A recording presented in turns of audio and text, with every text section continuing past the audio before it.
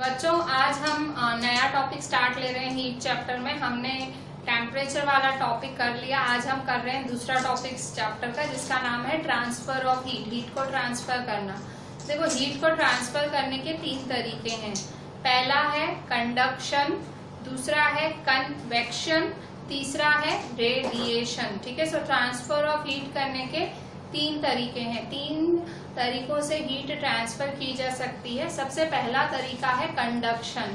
Conduction क्या होता है, तो उसके लिए मैं अगर आपको एक एक्सपेरिमेंट बताऊं, तो देखो आपकी मदर जब फ्लेम पे खाना बना रही होती है, ठीक है, मैं आपकी मम्मी इस पे फ्लेम पे गैस पे आपकी मम्मी खाना बना रही है, ठीक है। तो ये खाना मम्मी ने गैस पे ये चढ़ाया हुआ है, ठीक है, कढ़ाई या जो भी बोल दो, ये आपकी मम्मी ने गैस पे चढ़ाया हुआ है, ठीक है। तो अब क्या होगा, जब ये मम्मी कढ़ाई रखेगी गैस पे, जब कढ़ाई रखेगी ये खाना बनाने के लिए, ये यूटेंसिल, ये बर्तन रखेगी, तो जब ये बर्तन रखेगी आपकी मम्मी, तो क्या होगा, ये बर्तन ठंडा होगा, ठीक है। तो धीरे धीरे क्या होगा, ये फ्लेम की हीटनेस, ये फ्लेम क्या है, गरम, फ्लेम मतलब आग जलाएगी, ठीक है, गैस की आग, ऑब्वियसली लाइटर से जलाएगी, तो ये जो फ्लेम की हीटनेस है उससे किस पे आ जाएगी, बर्तन पे आ जाएगी, इस पे हीटनेस आ जाएगी और तभी खाना कुक होगा, ठीक है। तो मतलब आपने क्या देखा, हीट ट्रांसफर हुई, हीट ट्रांसफर हुई from hotter region to a colder region. Heat कहाँ से, फ्लेम क्या थी, गर्म थी, वहां से हीट कहाँ ट्रांसफर हुई, कोल्डर रीजन। कोल्डर रीजन का मतलब उस कढ़ाई में ट्रांसफर हो गई, ठीक है। Heat is transfer from hotter region to a colder region, ठीक है। जो इस तरह से यहाँ ट्रांसफर हुई हीट, ठीक है। सो खाना हो गया कुक, खाना बन गया, ठीक है। अच्छा, अब आपकी मम्मी का खाना बन गया, ठीक है। तो अब मम्मी ने क्या किया, अब ये कढ़ाई नीचे उतार के रख दी, ठीक है, गैस ऑफ कर दी, अब मम्मी ने नीचे रख दी, ठीक है। ये कढ़ाई मम्मी ने बना हुआ खाना, मम्मी ने कहा फिर देखते हैं जब खाएं, पर आपके पापा बहुत देर से आए उस दिन, ठीक है। तो कढ़ाई पड़ी रही, तो खाना क्या हो गया, गरम से ठंडा, क्या हो गया, गरम से ठंडा हो गया ना। सो यहाँ पे मतलब खाना क्या था, हॉट था, हो गया कोल्ड, ठीक है। सो मतलब आपने क्या देखा, हीट ट्रांसफर कैसे होती है। देखो अगर हीट ही रहती, या हीट रहती तो खाना हीट ही रहता, ठीक है, खाना गर्म ही रहता, पर खाना ठंडा हो गया। तो आपने क्या देखा, देखो जब इस गैस पे थी तो हीट फ्लेम से किस पे ट्रांसफर है, इस पे, ठीक है। फिर जब ये नीचे रख दिया तो हीट कहाँ चली गई, ये गर्माहट कहाँ चली गई, जब आपने नीचे रख दी कढ़ाई तो गर्माहट कहाँ चली गई, एटमॉस्फेयर में, सराउंडिंग में चली गई। तो यहाँ पे भी हीट ट्रांसफर हुई, हीट फिर से ट्रांसफर हुई from hotter region to a colder region. ये हॉट था, ठीक है, ये हॉटर था, और कोल्ड क्या था, ये सराउंडिंग जहाँ आपने रखी थी, हमारा वातावरण, तो वातावरण ने हीट ले ली। तो हमेशा याद रखो, हीट हमेशा हॉटर रीजन से कोल्डर रीजन में ही ट्रांसफर होती है, उसी को हम कंडक्शन कहते हैं। ये आपको समझाने के लिए इन्होंने पेज नंबर 40 पे एक्टिविटी 4.6 की हुई है, एक्टिविटी 4.6 की हुई है। सो यहाँ देख लो, ये एक्टिविटी आपकी 4.6, इसमें इन्होंने क्या किया है, दो ब्रिक्स ली हैं, दो ब्रिक्स के बीच में उन्होंने एक स्टील का डंडा रखा है, और उन सब डंडों पे कुछ मेटल के टुकड़े चिपकाए हुए हैं, ठीक है। ये एक्सपेरिमेंट में क्या किया इन्होंने दो ब्रिक्स रखी हैं, ठीक है, दो ब्रिक्स में उन्होंने डंडे चिपका दिए हैं। सो इस तरह से इन्होंने ब्रिक्स रख के यहाँ बीच में डंडा लगा दिया, ठीक है। सो इस डंडे पे इन्होंने क्या किया है, इस डंडे में इन्होंने वैक्स पीस से पीस लगाते गए हैं। कॉन्सेप्ट देखो, ये मेटल का रॉड है, ये रॉड है, ये डंडा है, किसका लिया है, मेटल का डंडा लिया है, ठीक है। सो मेटल का डंडा लिया है, और उसके बाद इन्होंने छोटे छोटे पीसेस लगाए हैं, ठीक है। यहाँ पे fix a few small wax pieces, wax के पीसेस लगाए, वैक्स के पीसेस मतलब मेण होती है, मेण के पीसेस लगाए, वैक्स के पीसेस। सो यहाँ वैक्स के पीसेस लगा दिए हैं, और fix a few small wax pieces. These pieces should be at nearly equal distance. Clamp the rod to a stand. If you do not find a stand, you can put one end of the rod in between the bricks. Now heat the rod. Wax pieces to these pieces begin to fall. देखो यहाँ पे. So ये activity में ये दो brick लेने हैं, दो पत्थर लेने हैं, उनके बीच में ये आयरन की रॉड दबा देनी है। आयरन का मतलब मेटल रॉड, आयरन रॉड, लोखंड की रॉड दबा देनी है। फिर उस लोखंड की रॉड पे मेण चिपकानी है। मेण होती है ना, मेणबत्ती की मेण, वो मेण ऐसे नहीं होती है, ताजी ताजी होती है, फिर ऐसे कहीं चिपका दो तो फिट हो जाती है। तो यहाँ सारी मेण लगा देनी है, ठीक है। अच्छा, अब क्या करोगे, अब यहाँ कैंडल जलाओ, ठीक है। यहाँ कैंडल जलाओगे, तो ये कैंडल जलाओगे ना तो क्या होगा, फिर धीरे धीरे ये मेण है, ठीक है, धीरे धीरे यहाँ ये गर्म होगा, ये गर्म होगा ना, तो धीरे धीरे ये मेण थी ना, ये नीचे गिरेगी, फिर ये नीचे गिरेगी, फिर ये नीचे गिरेगी, फिर ये यहाँ से ऐसे नीचे गिरेंगी। सो आपने क्या देखा, इससे क्या पता लगा, हमने क्या किया, जब हमने कैंडल जलाई तो हमने क्या दिया, हीट दिया। हमने उस मेटल की रॉड को हमने क्या दिया, हीट दिया। तो जब आपने हीट दिया, हीट कहाँ से कहाँ ट्रांसफर हुई, हीट हमेशा हॉटर एंड से कोल्डर एंड पे ट्रांसफर होती है। हॉटर ये गर्म, ऑब्वियसली हमने हीट यहाँ, तो ये पहले गर्म हुआ होगा ना, ये पहले गर्म, फिर वो, फिर ये, तो ये नीचे गिरती जाएंगी, ठीक है। तो इससे, इस एक्टिविटी से भी यही पता लगता है कि हीट हमेशा हॉटर एंड से कोल्डर एंड पे ट्रांसफर होती है। एक और एग्जांपल ले लो, स्पून। आप गैस जला लो, ठीक है, गैस जलाओ, स्टील का स्पून तो सबके घरों में होता है। तो अगर आप गैस पे स्पून ऐसे डाल के रखो थोड़े 2 मिनट 3 मिनट, तो पहले तो गैस का आगे का हिस्सा, मतलब स्पून का आगे का हिस्सा गर्म होगा। थोड़ी देर के बाद आपकी पीछे के हिस्से तक, मतलब स्पून होगा, आपको पीछे के हिस्से में भी गर्माहट लगेगी, मतलब पीछे भी एकदम गरम गरम लगने लगेगा। क्यों? क्योंकि हीट फिर से ट्रांसफर हुई, आगे हीट थी, मतलब हॉटर एंड से कोल्डर एंड। आपके हाथ में कोल्डर एंड था, मतलब आपके हाथ वाला भाग कौन सा था, ठंडा भाग था। गर्मी तो किसको दे रहे थे, आगे, फिर ट्रांसफर हुई और आपके हाथ, मतलब पीछे वाले भाग में भी आ गई स्पून के। तो इसका मतलब क्या हुआ, हमेशा याद रखो कि भाई हीट हमेशा हॉटर एंड से कूलर एंड में ही ट्रांसफर होती है। और एक और चीज जो आपने सब में नोट की होगी, हमने जो भी मैंने एक्टिविटी बताई, सबसे पहले मैंने ये बताई, फिर ये रॉड वाली बताई एक्टिविटी, और फिर अभी मैंने स्पून वाली अभी एग्जाम्पल दिया। तीनों में मैंने खाली सॉलिड की बात की, जो सॉलिड होते हैं, मतलब लिक्विड की भी बात नहीं की, गैस की भी नहीं, तीनों सारी चीजें सॉलिड हैं। मतलब ये जो फिनोमिनन है, इस फिनोमिनन को कंडक्शन कहते हैं। जो ये ट्रांसफर ऑफ हीट होता है ना, उस फिनोमिनन को क्या कहते हैं, कंडक्शन। और कंडक्शन किस में होता है, हमेशा सॉलिड्स में होता है, ये बात याद रखना। सॉलिड्स में क्या होता है, हमेशा एनर्जी क्या होती है, हीट की एनर्जी ट्रांसफर होती है हॉटर टू कूलर रीजन में। हमेशा हॉटर ऑब्जेक्ट से कूलर ऑब्जेक्ट में मतलब ट्रांसफर होती है, हॉट टू कोल्ड, हमेशा याद रखना। और इसमें क्या होता है, पार्टिकल्स वाइब्रेट होके हीट एनर्जी ट्रांसफर करते हैं। हीट एनर्जी ट्रांसफर होती है, मॉलिक्यूल्स मूव नहीं होते हैं। हर चीज के अंदर मॉलिक्यूल होते हैं, एक एक चीज मॉलिक्यूल की बनी है, पर मॉलिक्यूल्स मूव नहीं होते हैं, उलट पुलट नहीं होते हैं, सिंपल ट्रांसफर होते हैं, सिर्फ ट्रांसफर करते जाते हैं अपनी एनर्जी आगे आगे आगे, ठीक है। सो ये हुआ आपका कंडक्शन। सो ये पेज नंबर 40 पे आपको कंडक्शन ही समझाया गया है, उसकी डेफिनेशन दी गई है और उसके बारे में थोड़ा सा लिखा गया भाई सॉलिड में ही बनाया जाता है, ठीक है। सो एक और बात, दूसरी चीज जो यहाँ मेंशन की गई है, जब आपकी मम्मी खाना बनाती है, ठीक है, ये हैंडल पे मतलब आपकी मम्मी ने खाना बनाया, ठीक है। सो अभी सीधा खाना लगाने का बारी आ गया कि अब खाना बन गया, लगा ही देती हूँ गर्मा गर्म, ठीक है। सो और पापा भी टाइम पे आ गए, आज ऐसा कुछ हुआ।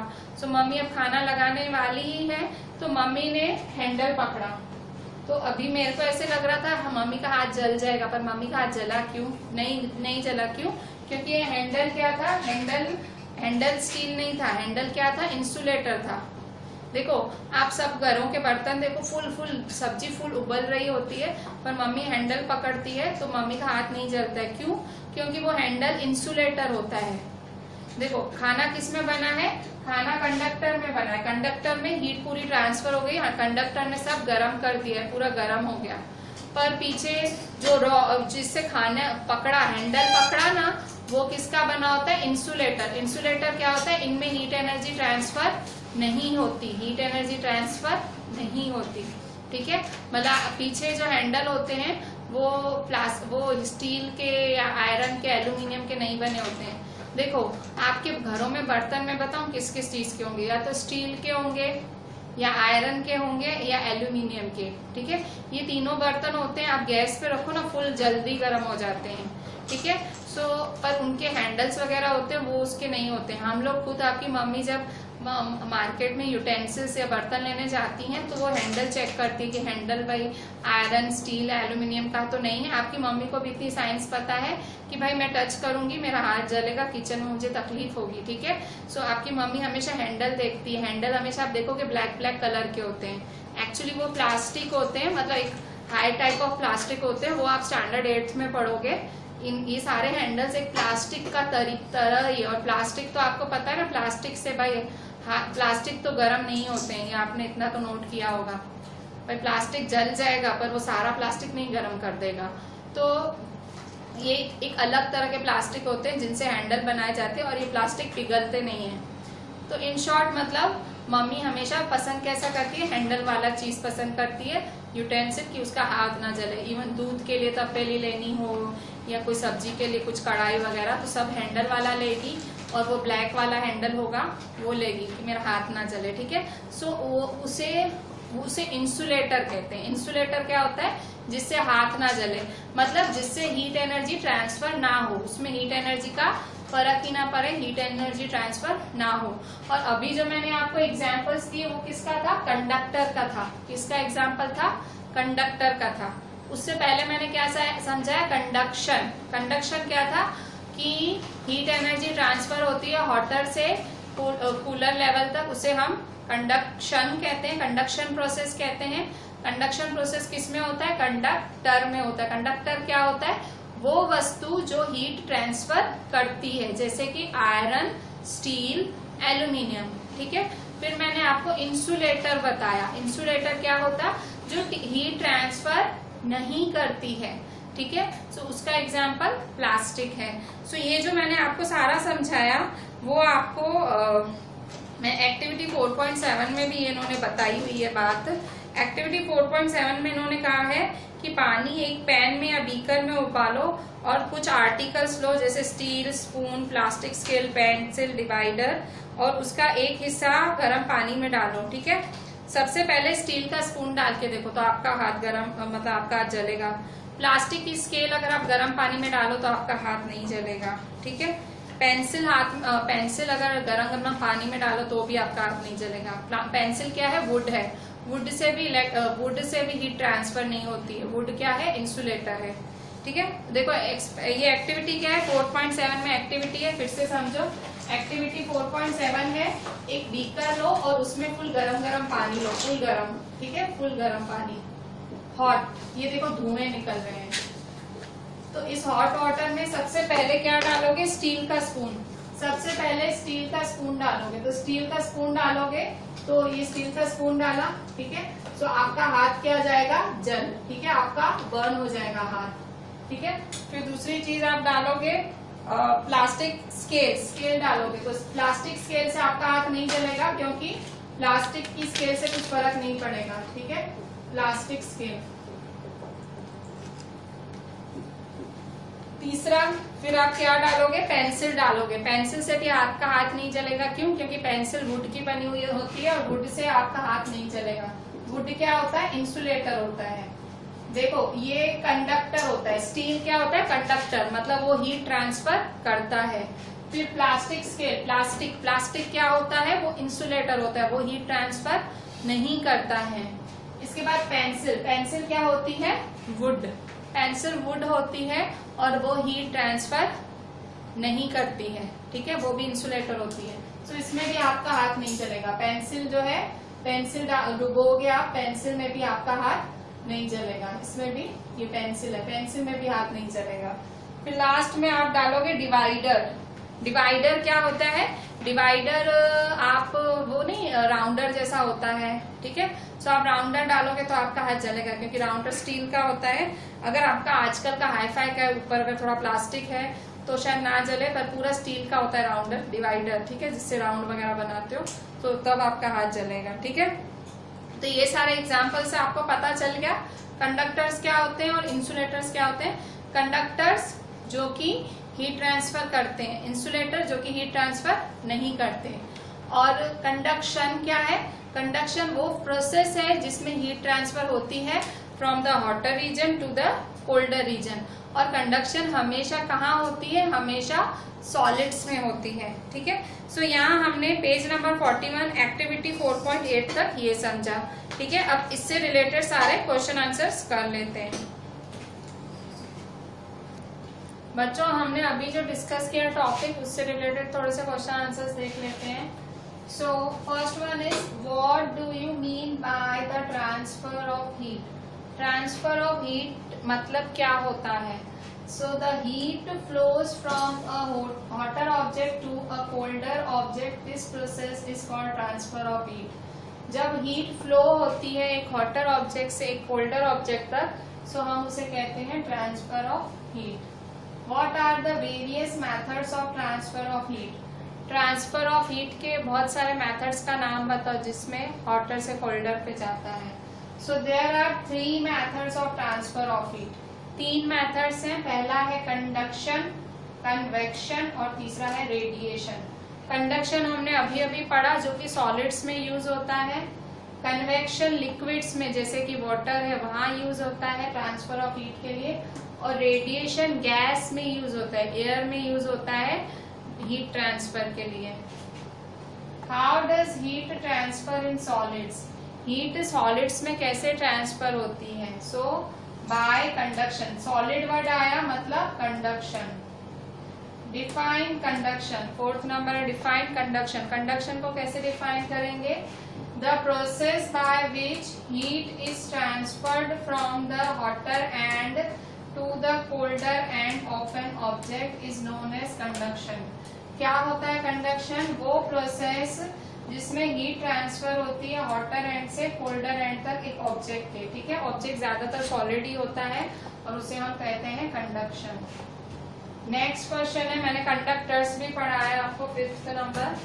5th number is define conductors with example. Conductors को डिफाइन करो और एग्जाम्पल्स भी दो। So the material which allow heat to pass through them easily are conductors of heat. Conductors of heat क्या होते हैं? वो मटेरियल जो हीट को अपने से पास होने देते हैं, जो अलाउ करते हैं खुद से पास होने के लिए, उसे कंडक्टर्स कहा जाता है। For example aluminium, iron and copper. ठीक है, ये तीनों एग्जाम्पल हैं जो कि अलाउ करते हैं, जो गर्म हो जाते हैं। आप तुरंत रखो गैस पे, सो ये तुरंत गर्म हो जाते हैं।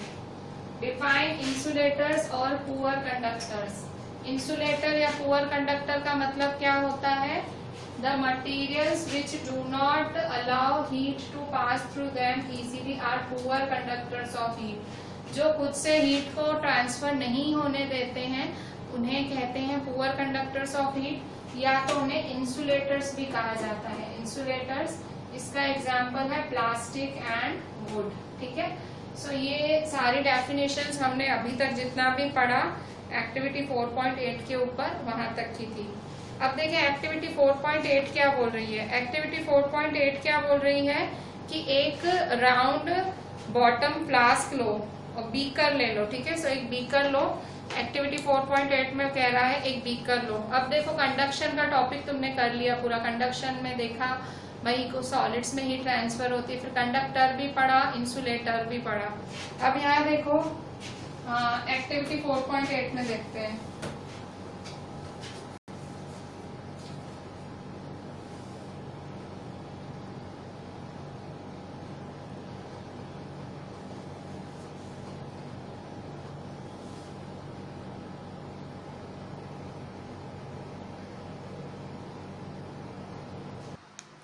बच्चों अभी हम पेज 41 पे एक्टिविटी 4.8 देख रहे हैं। यहाँ पे कन्वेक्शन समझाया गया है इस एक्टिविटी में। ये जो एक्टिविटी 4.8 समझाई है ये सारी, उसको पीछे फिगर 4.9 में दिखाया गया है। ठीक है, ये देखो 4.9 फिगर है, ये 4.9 फिगर है। ये एक्टिविटी 4.8 समझाई गई है। इसमें क्या करना है, इसमें आपको एक बीकर या फ्लास्क लेना है। ठीक है, उसमें पानी भर देना है और नीचे आपको बर्नर रखना है, ट्रिपॉड स्टैंड रखना है या बर्नर रखना है। फिर इस बीकर में एक क्रिस्टल डालना है पोटेशियम परमैंगनेट का। पोटेशियम परमैंगनेट क्या होता है?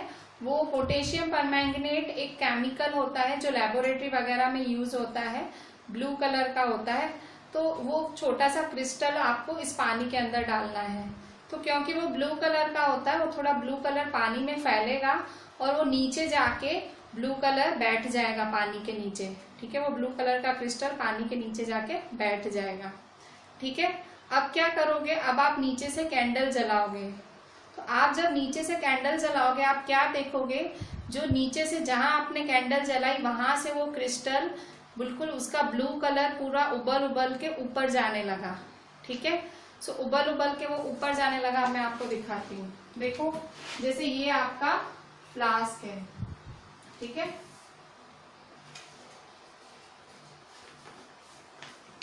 यहाँ आपने नीचे कैंडल जलाई। ठीक है, सो यहाँ कैंडल थी और आपका ये पोटेशियम परमैंगनेट यहाँ पड़ा था, ब्लू कलर का था। ठीक है, सो ये ब्लू कलर का आपका पोटेशियम परमैंगनेट है,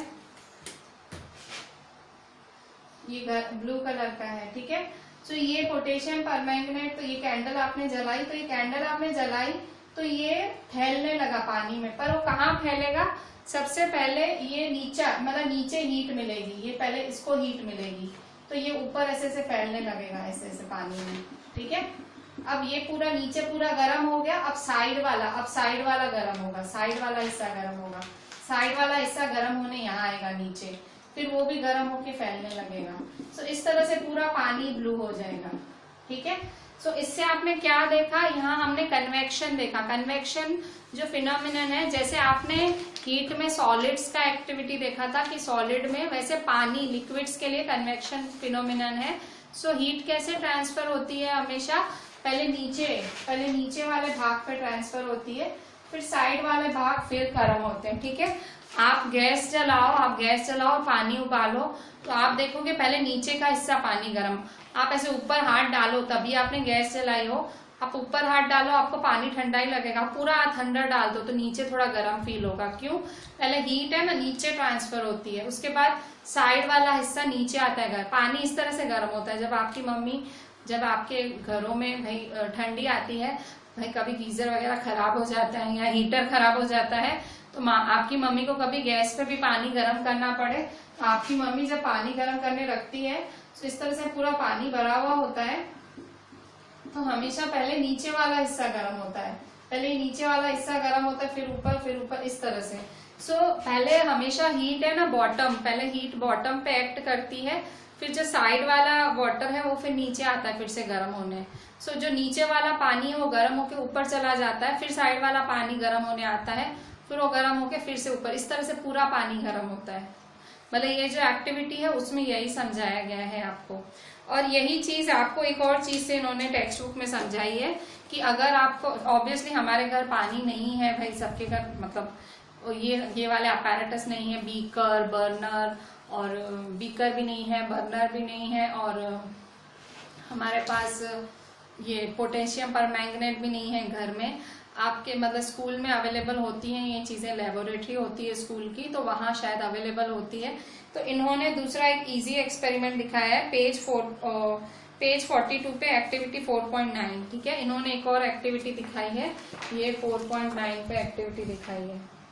सो ये 4.9 एक्टिविटी हाथ वाली एक्टिविटी है। इसमें आपको कैंडल जलानी है और कैंडल पे अपना हाथ उसके ऊपर रख देना है।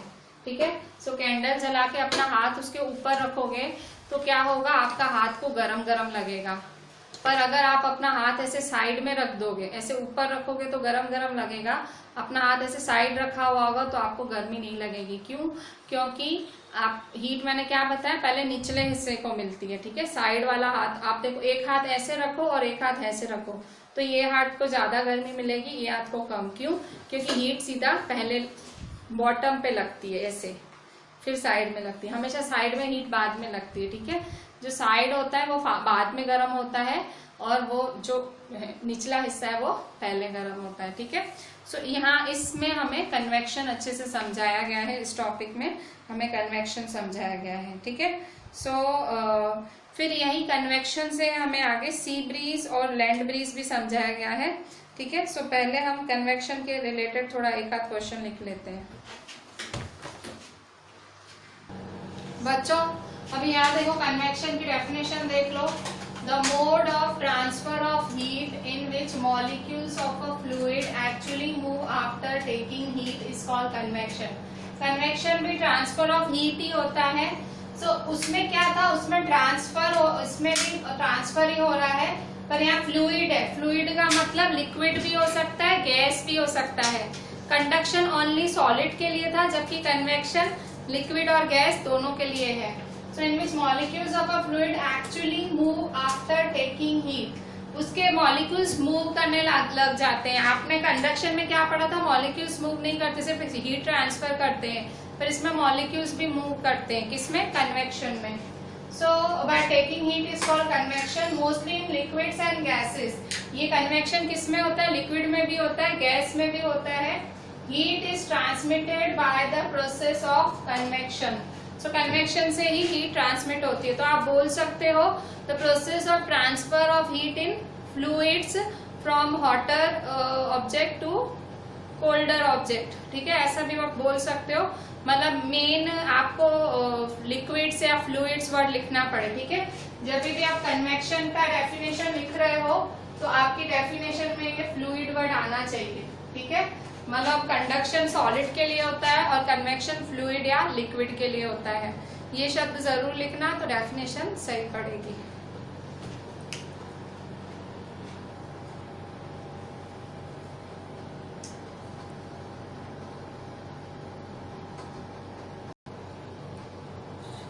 बच्चों अभी हम एक टॉपिक पढ़ रहे हैं, बहुत इंपॉर्टेंट टॉपिक है और थोड़ा सा कॉम्प्लिकेटेड भी है। आपके एनसीईआरटी में पेज नंबर 42 पे ये टॉपिक है, सी ब्रीज नाम है। Explain sea breeze. Sea breeze क्या होता है? सो सी ब्रीज मतलब हवा का चलना, ठंडी हवा का चलना। कहाँ से? ठंडी हवा का चलना सी से लैंड की तरफ। ठीक है, सी से नदी से जो ठंडी हवा चल के हमारे पास हमारे घरों में आती है, उसे सी ब्रीज कहते हैं। सो सी ब्रीज है, ये सी ब्रीज कहाँ चलती है, ये ठंडी हवा कहाँ चलती है? हमारे घरों में तो दिन के टाइम गर्म हवा आती है, तो ये ठंडी हवा सी ब्रीज कहाँ चलती है? कोस्टल एरियाज में। कोस्टल एरियाज वो एरियाज होती हैं जिनके आजू बाजू नदियां होती हैं। ठीक है, जो आजू बाजू जैसे गोवा वगैरह है, तो उस साइड जिनके घर नदियों के आजू बाजू रहते हैं, थोड़ी सी दूरी पे नदी वगैरह है या नदी वाली जगह पे मतलब आजू बाजू उनका घर है, सो वहाँ उन लोगों को सी ब्रीज महसूस करने मिलती है। सी ब्रीज में क्या होता है? During the day, sea breeze दिन के टाइम होता है। ये डिफरेंस बिटवीन में भी आप लोग याद रखना। सी ब्रीज हमेशा दिन के टाइम, खरी बपोर को होता है, बपोर को होता है। Sea breeze is during the day. So during the day the land gets heated faster than the water. अब यहाँ देखो, ये सी है और ये लैंड है। सो दिन के टाइम सूरज की गर्मी ऊपर से पड़ रही है। ठीक है, सो दोनों गर्म हो रहे हैं, पर लैंड जल्दी गर्म हो जाएगा। क्यों? क्योंकि लैंड एक सॉलिड है। सो सॉलिड एकदम फटफट हीट ट्रांसफर कर देगा और लैंड जल्दी जल्दी गर्म हो जाएगा। पर जो सी है, जो नदी है, वो गर्म होने में टाइम लगाएगी। सूरज की किरणें इक्वली पड़ रही हैं दोनों पे, पर इसमें सी में कैसे होगा? आपने अभी अभी वाटर्स में पढ़ा था ना, पहले नीचे गर्म होगा, फिर ऊपर, पूरा गर्म होने में टाइम लगा देगी। जबकि लैंड एक सॉलिड है, आपने देखा था फटाफट कैसे हीट ट्रांसफर होती है सॉलिड में कंडक्शन से। सो लैंड फटाफट, ऊपर से सन की रोशनी आएगी दिन के टाइम, सो लैंड फटाफट गर्म हो जाएगा और सी मतलब धीरे धीरे गर्म होगी, पर लैंड जल्दी हो जाएगा। So land gets heated faster than the water. The air over the land becomes hotter and rises up. अब क्या होगा? ये लैंड की जो गर्म हवा है, अब ये फुल गर्म हो गया। ठीक है, लैंड की जो गर्म हवा है तो वो है ना पूरी तरह से ऊपर उड़ जाएगी। ठीक है, जो लैंड की गर्म हवा है, तो जो एयर है लैंड के ऊपर, जो एयर है, ठीक है, ये लैंड के ऊपर जो एयर है वो हॉट हो जाती है। ठीक है, वो जो लैंड मतलब यहाँ पे गर्म हो गई थी ना हवा, तो हवा जब गर्म होती है ना तो गर्म हवा हल्की होती है, तो हल्की गर्म हवा क्या ऊपर की तरफ उठेगी। तो यहाँ देखो, ये हल्की गर्म हवा ऊपर उठी। ठीक है, सो ये हल्की गर्म हवा ऊपर उठेगी और फिर the air over the land becomes hotter and rises up. So ये लैंड की गर्म हवा ऊपर उठी। ठीक है, सो ऊपर उठेगी। The cooler air from the sea rushes in towards the land to get its place. अब यहाँ देखो, यहाँ गर्म हवा थी वो ऊपर उठ गई, तो यहाँ पे अब कोई हवा ही नहीं रही, तो यहाँ की जो हवा थी ना, कि सी जल्दी से, अभी सी की हवा ठंडी है तो वो ठंडी हवा जल्दी यहाँ पे जगह लेने आ जाएगी, ठीक है।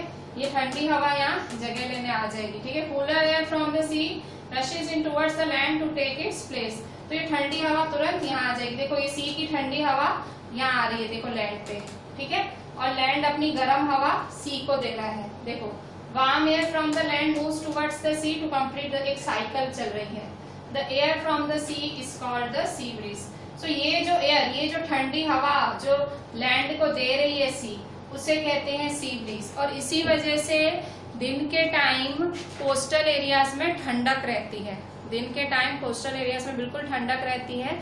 ये लोग खिड़कियां बनवाते हैं तो थोड़ा सी फेसिंग, मतलब जो सी होती है, आप देखते होंगे मुंबई वगैरह में जूहू बीच के आजू बाजू, अगर आपके मुंबई मतलब बहुत कॉस्टली एरियाज है, मतलब महंगे महंगे घर मिलते हैं, तो जो बड़े बड़े स्टार्स होते हैं बोलते हैं हमने उनके सी फेसिंग बंगलोज होते हैं। सी फेसिंग मतलब खिड़कियां वो कैसे लगवाते हैं कि सामने सी दिखे, नदी दिखे, ठीक है। सी फेसिंग बंगलोज होते हैं तो एकदम ठंडी हवा उनको अंदर आती है, ठीक है, ठंडक मिलती है उन्हें। सो इसलिए यहाँ जो कोस्टल एरियाज में लोग होते हैं खिड़की बिल्कुल सी, जो उनकी खिड़की होती है ना वैसे बनवाते हैं, सी दिखे, जैसे ठंडी हवा दिन को आए। क्योंकि दिन को सी क्या करती है, अपनी ठंडी हवा लैंड को देती है और लैंड अपनी गर्म हवा किसको देता है, सी को। ऐसे साइकिल चलती है। मैं फिर से समझाती हूँ, आपको समझ आएगा क्या है। फिर से देखो, sea breeze during the day, ये सी ब्रीज दिन के टाइम ही होता है। सी ब्रीज दिन के टाइम होता है। The land gets heated faster than water, land जल्दी गर्म हो जाता है वाटर के कंपेयर में।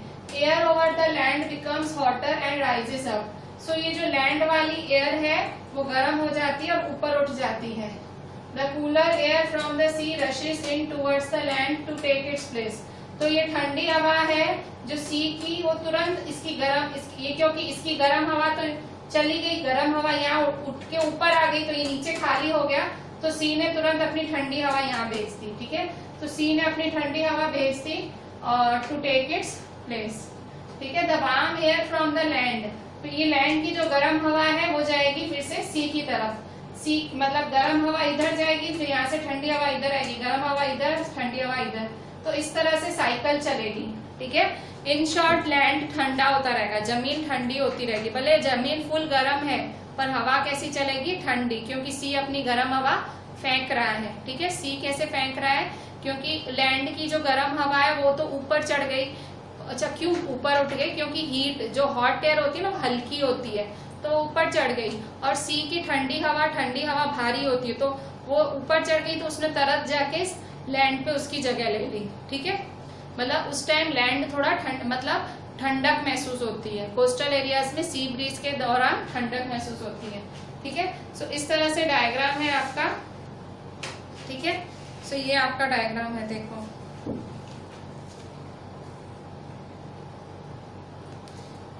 इसमें देखो ये वाला है आपका डे टाइम का डायग्राम, ये आपका डे टाइम का डायग्राम है, ठीक है। सो इस तरह से सी से जो ठंडी हवा ऐसे जाती है, ये एरोस में बदल देती हूँ, आपकी टेक्स्ट बुक में दूसरी तरह से बने हुए हैं, मैं टेक्स्ट बुक की तरह बना रही हूँ, ठीक है। ये मैंने एक्सप्लेन करने के हिसाब से बनाए थे, बट हम टेक्स्ट बुक की तरह ही बना देते हैं, ठीक है। सो ये टेक्स्ट बुक की सी की ठंडी हवा यहाँ जा रही है, ये कूल हवा है, आपके टेक्स्ट बुक में ऐसे बना हुआ है, और यहाँ की हॉट हवा इधर जा रही है, ठीक है। इसकी ठंडी हवा इधर जा रही है और लैंड की हॉट हवा इधर आ रही है, ठीक है। सो इस तरह से साइकिल कंप्लीट हुई, कूल इधर जा रही है, हॉट इधर आ रही है, ठीक है। सो टेक्स्ट बुक में ये दोनों फिगर्स ने आपको सी ब्रीज के बारे में बताया, ठीक है। अब हम पढ़ते हैं लैंड ब्रीज, ठीक है। फिर से देख लो, सी ब्रीज में यहाँ ये जो लैंड की गर्म हवा है ये ऊपर उठ के यहाँ सी के पास जा रही है, सी की ठंडी हवा लैंड के पास आ रही है। क्या लैंड की गर्म हवा, हॉट हवा सी के पास जा रही है, सी की ठंडी हवा लैंड के पास आ रही है। लैंड की गर्म हवा सी के पास, सी की ठंडी हवा लैंड के पास, और इसी वजह से वातावरण में ठंडक हो जाती है कोस्टल एरियाज में, और इसी लोग खिड़कियां सी फेसिंग करते हैं, ठीक है। सी फेसिंग खिड़कियां होती हैं कि ठंडक आए, ठीक है। सो इस तरह से देखो साइकिल चल रही है, गर्म हवा गई यहाँ, ठंडी हवा आई इधर, ठीक है। आप भी ऐसा ही डायग्राम बनाना, आपकी टेक्स्ट में भी दिया हुआ है, आपको टेक्स्ट में से बनाना है, टेक्स्ट में से बनाना, वरना ऐसा ही है डायग्राम, ठीक है, इस तरह से। अभी हम नेक्स्ट टॉपिक पढ़ेंगे लैंड ब्रीज। सी ब्रीज अच्छे से देख लें और लिख लें।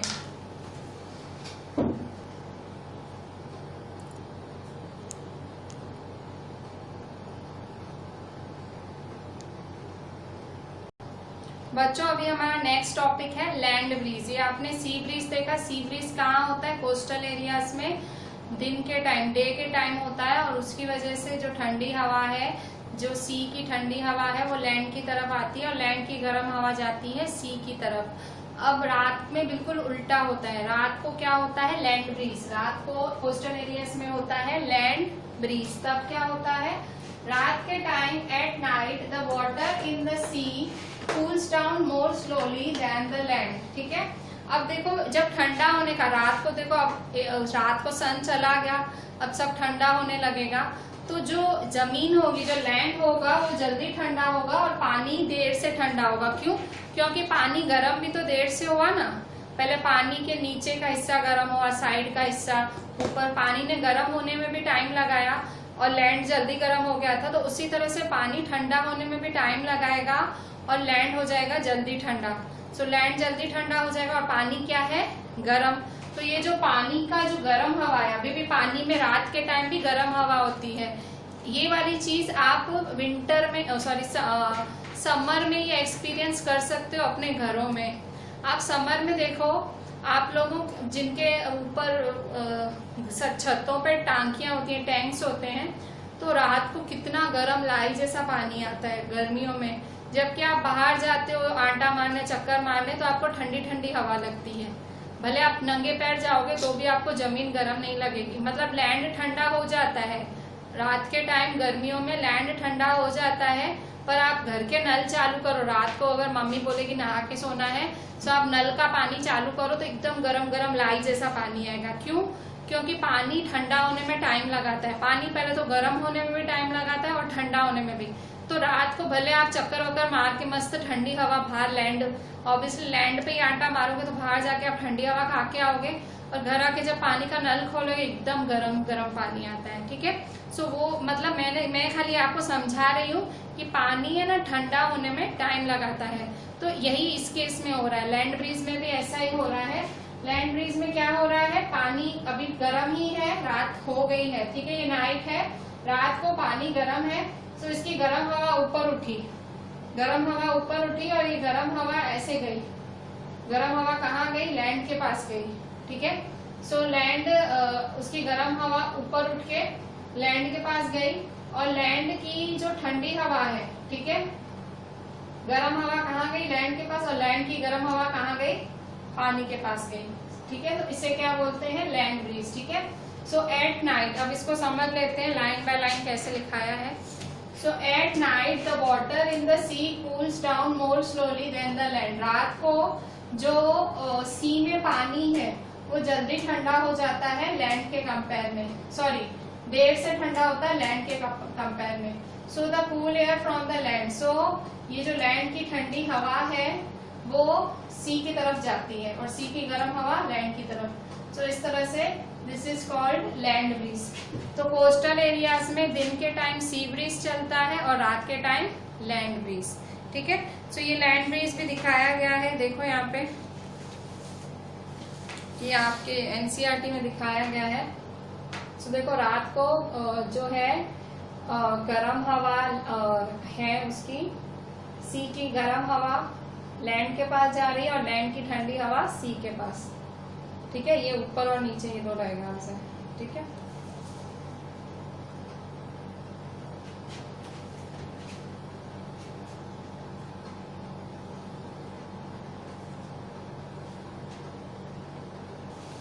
बच्चों हम लास्ट टॉपिक डिस्कस कर रहे हैं इस ट्रांसफर ऑफ हीट का। अभी तो चैप्टर थोड़ा बाकी है, पर ट्रांसफर ऑफ हीट का तीसरा टॉपिक है रेडिएशन। फर्स्ट हमने कंडक्शन पढ़ा, फिर कन्वेक्शन पढ़ा, और अभी हम पढ़ेंगे रेडिएशन। रेडिएशन में क्या होता है? रेडिएशन में देखो आपने जो भी पढ़ा, कंडक्शन पढ़ा, कन्वेक्शन पढ़ा, उसमें मीडियम चाहिए होता था, मतलब कंडक्शन पढ़ा कन्वेक्शन पढ़ा, दोनों में मीडियम चाहिए था। मीडियम का मतलब क्या होता है, मतलब जैसे मैंने आपको एक्सपेरिमेंट बताया कि भाई ये स्पून है, ठीक है, तो स्पून गरम कैसे हुआ, ठीक है, ये जो स्पून है ये गरम कैसे हुआ, तो ये स्पून गरम कैसे हुआ,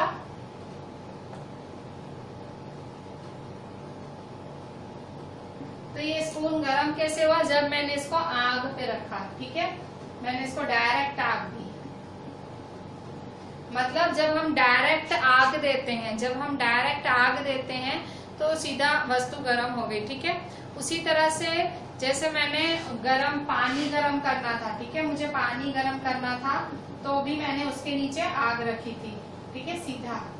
तो इसमें दोनों में देखो, जब मेरे को सॉलिड भी गर्म करना था मुझे डायरेक्ट उसको अड़ाना था, जब मुझे लिक्विड भी गर्म करना था मुझे डायरेक्ट अड़ाना था, ठीक है। पर रेडिएशन में हमको कोई मीडियम की जरूरत नहीं होती है। जैसे यहाँ मुझे कैंडल की जरूरत, यहाँ कैंडल, तो रेडिएशन में किसी मीडियम की जरूरत नहीं होती है। आपने जो लैंड ब्रीज पढ़ा उसमें आपने यही देखा, पानी खुद ही नदी का गर्म हो रहा था, उसमें कोई मीडियम नहीं है। नदी में हमने जाके कोई कैंडल नहीं जलाई या वहाँ बर्नर नहीं जलाया और नदी गर्म हुई, ऑटोमेटिक पानी गर्म हुआ। कैसे गर्म हुआ, सन से। सन कहाँ है, सन यहाँ ऊपर है, ठीक है, सन ऊपर है और नीचे वस्तु, जैसे नीचे चीज गर्म हो रही है, ठीक है, हॉट हो रही है। मतलब क्या हुआ कि भाई जिस मीडियम को कोई, जैसे ये दोनों आपने लैंड ब्रीज सी ब्रीज पढ़े, ये रेडिएशन के ही एग्जाम्पल्स थे। मतलब वो ट्रांसफर ऑफ हीट जिसमें कोई मीडियम ही नहीं चाहिए आपको, दैट इज कॉल्ड रेडिएशन। सो इसी पर से हमारा नेक्स्ट क्वेश्चन बन रहा है। सो हम नेक्स्ट क्वेश्चन लिखते हैं।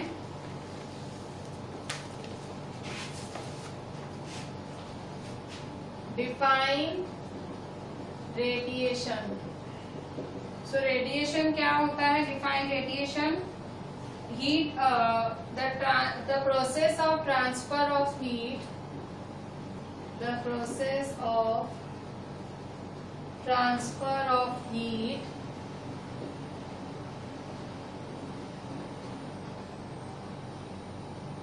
in which no medium is required is called radiation। ठीक है, जिसमें कोई मीडियम की जरूरत नहीं होती है उसे हम क्या बोलते हैं, रेडिएशन बोलते हैं। अच्छा, अब एक और देखो, मैं आपको एक और चीज बता रही हूँ, जैसे कि जैसे यहाँ से सन से रोशनी गिरी, ठीक है, सन से रोशनी गिरी, तो यहाँ समझो कोई मेटल की प्लेट रखी थी, ठीक है, मेटल की प्लेट रखी थी, तो इस पे रोशनी गिरी, ठीक है। तो एकदम सन की रोशनी तो कितनी तेज होती है, वस्तु को जला दे। या हम जब सन में फुल कड़कती धूप में आप देखते हो कितने लोग काम करते हो, पूरे जल क्यों नहीं जाते हैं, सन की तो कितनी तेज रोशनी होती है, क्योंकि पूरी रोशनी आपको नहीं मिलती है, उसकी पूरी हीट आपको नहीं मिलती है। कुछ हीट देखो, जब भी हीट, रेडिएशन से हीट गिरती है तो कुछ हीट एब्जॉर्ब होती है, कुछ हीट क्या होती है, एब्जॉर्ब होती है, कुछ ट्रांसमिट होती है और कुछ होती है रिफ्लेक्ट। मतलब किसी भी सब्सटेंस को हीट पूरी नहीं मिलती है, कुछ एब्जॉर्ब होती है, मतलब कुछ वो सब्सटेंस एब्जॉर्ब कर लेता है, कुछ ट्रांसमिट होती है, मतलब कुछ फैला देता है, और कुछ करता है रिफ्लेक्ट, मतलब आगे जाने देता है, ठीक है। सो हीट एनर्जी गिरती तो है रेडिएशन से, पर पूरी की पूरी एब्जॉर्ब नहीं होती है, कुछ वेस्ट जाती है, मतलब रिफ्लेक्ट हो जाती है, कुछ एब्जॉर्ब होती है और कुछ होती है ट्रांसमिट। ट्रांसमिट का मतलब फैलाना, ठीक है। सो रेडिएशन से जो भी एनर्जी गिरती है पूरी तरह से एक चीज, मतलब पूरी तरह से एक पूरी वस्तु उसको नहीं ले लेती है, ठीक है। सो इसी पर से हमारा नेक्स्ट क्वेश्चन है, आपका ये टॉपिक भी दिया हुआ है page 43, 4.5 kinds of clothes we wear in summer and winter. So why we wear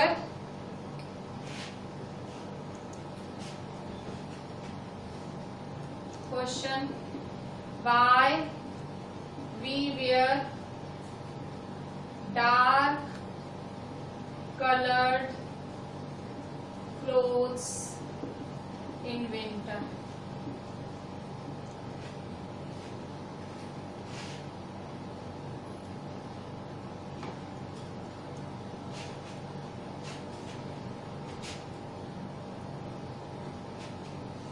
क्यों? देखो, हम लोग विंटर होती है तो डार्क कलर के कपड़े, काला, देखो आप जब गर्मी होती है ना तो आपकी मम्मी काला वगैरह आपको नहीं पहनने देगी, फुल काला कपड़ा नहीं पहनने देगी। क्यों? मम्मी कहेगी गर्मी लगेगी, क्योंकि काला है, काला कलर एब्जॉर्ब ज्यादा करता है हीट। तो मतलब जो डार्क कलर्ड ऑब्जेक्ट्स होते हैं, जो काले ऑब्जेक्ट्स होते हैं, वो हीट ज्यादा एब्जॉर्ब करते हैं। ठीक है, जो काले ऑब्जेक्ट्स होते हैं, जैसे हम अगर काला कपड़ा पहन रहे हैं, डार्क कपड़ा पहनते हैं, हीट ज्यादा एब्जॉर्ब करते हैं। आप देखते हैं बड़े बूढ़े, जो बहुत घर के बड़े होते हैं, बूढ़े होते हैं, वो लाइट लाइट कपड़े पहनते हैं। तो वो लाइट कपड़े क्यों पहनते हैं? क्योंकि बड़ी उम्र में उनको बहुत अंदर से गर्मी महसूस होती है। ठीक है, वो पूरा दिन घर पे रहते हैं, मतलब ज्यादा एक्टिविटी होती नहीं है, तो गर्माहट नहीं होती है, मतलब उनको गर्मी गर्मी लगती है। तो वो क्या करते हैं, वो लोग लाइट कलर के कपड़े पहनते हैं। जो बड़े बूढ़े स्पेशली व्हाइट पहनते हैं। व्हाइट इसलिए पहनते हैं क्योंकि व्हाइट जो कलर है वो एब्जॉर्ब कर, और उनको क्या, जो बड़े बूढ़े हैं उनको एसी वगैरह अच्छी नहीं लगती है। ठीक है, हम लोग तो क्या डार्क एकदम फुल ऐसे टाइट और ऐसे कपड़े पहन के एसी में बैठ जाते हैं, पर जो बड़ी एज के लोग होते हैं उनको एसी की हवा वगैरह अच्छी नहीं लगती है। ठीक है, सो वो क्या करते हैं, वो ठंड कपड़े लाइट कलर के पहनते हैं। रीजन क्या है, जो लाइट कलर के कपड़े होते हैं वो रेडिएट कम करते हैं, हीट मतलब कम एब्जॉर्ब करते हैं। Light coloured clothes absorb less heat, तो इसलिए उनको ठंडक रहती है। ठीक है, सो उसी तरह से जो डार्क कलर के कपड़े होते हैं, ब्लैक, ब्लू, ये सब ज्यादा एब्जॉर्ब करते हैं और इसलिए वो गर्माहट, सो इसलिए मतलब विंटर में हम काले, नेवी ब्लू ऐसे कपड़े पहनते हैं, जबकि समर में हमको लाइट कलर के कपड़े पहनने चाहिए। सो why we wear dark colored clothes in winter? So answer क्या है? Because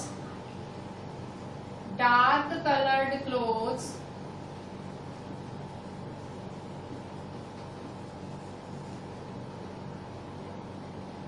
absorbs more heat. So they give us a feeling of hotness.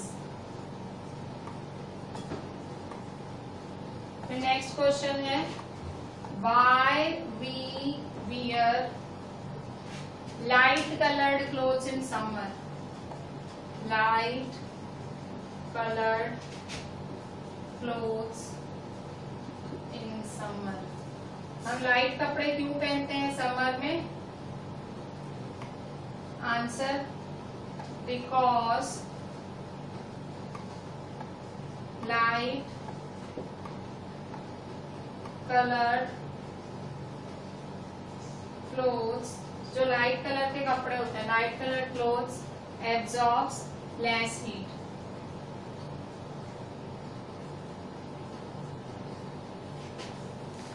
So they give us feeling of coldness. So they give us feeling of coolness. ठीक है भाई, जो dark कपड़े होते हैं वो हमको गर्माहट देते हैं, और जो लाइट कपड़े होते हैं वो हमें ठंडक देते हैं। ठीक है, सो आज हम यहीं एंड करते हैं। ठीक है, सब लिख के व्हाट्सएप करिएगा। चलें, थैंक यू।